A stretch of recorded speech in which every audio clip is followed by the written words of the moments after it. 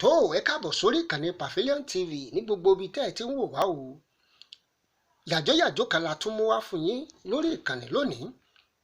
DJ Cuppy àti Yongidu ti fèrò ọkàn rẹ̀ ránṣẹ́ sí DJ Cuppy o, tí gbogbo ènìyàn mọ̀ sí Florence Ọ̀tẹ́dọ́lá.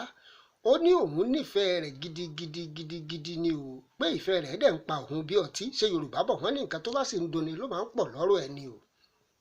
ìyẹn ló wá dífá fún Yongidu tó fi fèrò ọkàn rẹ̀ ránṣẹ́ sórí ẹ̀rọ ayélujára X, tí ó sì sọ fún un wípé òun ò láya ńlé o, òun ò sì lálè, pé inú òun á dùn bí Florence Ọ̀tẹ́dọ́lá tó gbé ènìyàn mọ̀ sí DJ Cuppy bá lè jẹ́ aya lọ́dẹ̀ẹ̀dẹ̀ òun, pé àwọn ó sì jẹ́ lọ́kọ láya, pé òun ó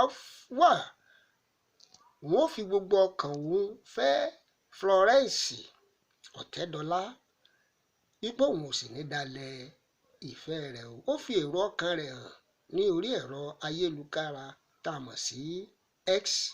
ọ̀pọ̀lọpọ̀ ènìyàn ló ti ń sọ̀rọ̀ wípé ìkọjá àyè lélẹ̀ oorun orí kẹ̀kẹ́.